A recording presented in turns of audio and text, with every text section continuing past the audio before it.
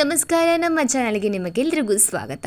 ನೋಡಿ, big boss ಅನ್ನೋದು ಒಂದು ನೀರ ಮೇಲಿನ ಗುಳ್ಳೆ ಅಂತ ಹೇಳ್ಬೋದು. ಏನಕ್ಕೆ ಅಂದರೆ ಬಿಗ್ ಬಾಸಿಂದ ಇವಾಗ ಬಂದಿರೋ ಕಂಟೆಸ್ಟೆಂಟ್ಗಳೆಲ್ಲ ಫುಲ್ ಹೈಪಲ್ಲಿದ್ದಾರೆ. ಎಲ್ಲ ಪ್ರೋಗ್ರಾಮ್ಗಳನ್ನ ಅಟೆಂಡ್ ಮಾಡ್ತಾ ಇದ್ದಾರೆ.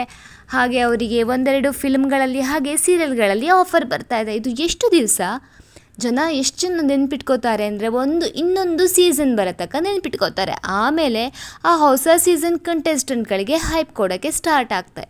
ಈ ನಮ್ಮ ಜನಗಳು ಯಾವ ಥರ ಅಂದರೆ ಫ್ರೀಯಾಗಿದ್ದರೆ ನೋಡ್ತೀವಿ ಅಷ್ಟೇ. ಸೋಷಿಯಲ್ ಮೀಡಿಯಾಗಳಲ್ಲಿ ಹಾಗೆ ಟಿ ವಿಗಳಲ್ಲಿ ಏನಾದರೂ ಪ್ರೋಗ್ರಾಮ್ ಬಂದರೆ ನೋಡ್ತೀವಿ. ಎಷ್ಟು ಜನ ಅವರಿಗೋಸ್ಕರ ಥಿಯೇಟರಿಗೆ ಹೋಗಿ ಟಿಕೆಟ್ ತೊಗೊಂಡು ನೋಡ್ತೀವಿ ಹೇಳಿ.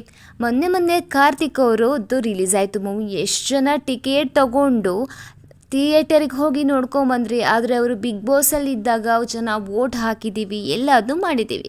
ಆದರೆ ಅವರಿಗೋಸ್ಕರ ದುಡ್ಡು ಕೊಟ್ಟೇನು ನಾವು ನೋಡಲ್ಲ. ಅದೇ ಥರ ಬಿಗ್ ಬಾಸ್ ವಿನ್ನರ್ ಗಿಲ್ಲಿ ಎಲ್ಲಿ ನೋಡಿದ್ರು ಗಿಲ್ಲಿ ಹವಾ ಬರ್ತಾ ಇದೆ. ಎಷ್ಟು ಪ್ರೋಗ್ರಾಮ್ಗಳಿಗೆ ಹೋಗ್ತಾ ಇದ್ದಾರೆ, ಇಂಟರ್ವ್ಯೂ ಕೊಡ್ತಾ ಇದ್ದಾರೆ, ನೀವೇ ನೋಡ್ತಾ ಇದ್ದೀರಾ. ಆದರೆ ಅವರ ಮೂವಿಗಳು ಒಂದು ಬಿಗ್ ಬಾಸಲ್ಲಿ ಇದ್ದಾಗಲೇ ಡೆವಿಲ್ ಮೂವಿ ರಿಲೀಸ್ ಆಯಿತು.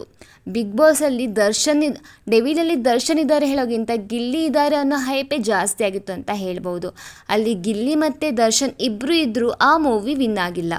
ಹಾಗೆ ಬಿಗ್ ಬಾಸಿಂದ ಬಂದ ಮೇಲೆ ಗಿಲ್ಲಿ ಹವಾ ಇನ್ನೂ ಜಾಸ್ತಿನೇ ಆಯಿತು ಅಂತ ಹೇಳ್ಬೋದು. ಆದರೆ ಬಿಗ್ ಬಾಸಿಂದ ಬಂದಮೇಲೆ 2 ಮೂವಿ ರಿಲೀಸ್ ಆಯಿತು. ಒಂದು ಸೂಪರ್ ಹಿಟ್, ಆಮೇಲೆ ಮತ್ತೊಂದು ಸರ್ಕಾರಿ ಶಾಲೆ H8.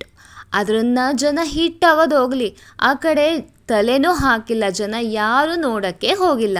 ಇನ್ನು ಬಿಗ್ ಬಾಸ್ ವಿನ್ ಆದಂಥ ಗಿಲ್ಲಿ ಒಂದು ಮೂವಿನ ಮಾಡ್ತೀನಿ ಅಂತ ಹೇಳ್ತಾ ಇದ್ದಾರೆ. ಅದ್ರ ಕತೆ ಏನಾಗುತ್ತೋ ಗೊತ್ತಿಲ್ಲ. ಏನೇ ಇರಲಿ, ಗಿಲ್ಲಿಗೆ ಒಂದು ಆಲ್ ದ ಬೆಸ್ಟ್ ಹೇಳೋಣ.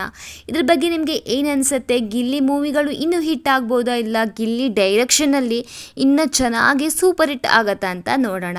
ವಿಡಿಯೋ ಇಷ್ಟ ಆದರೆ ಲೈಕ್ ಮಾಡಿ, ಶೇರ್ ಮಾಡಿ, ಸಬ್ಸ್ಕ್ರೈಬ್ ಮಾಡೋದನ್ನು ಮರಿಬೇಡಿ.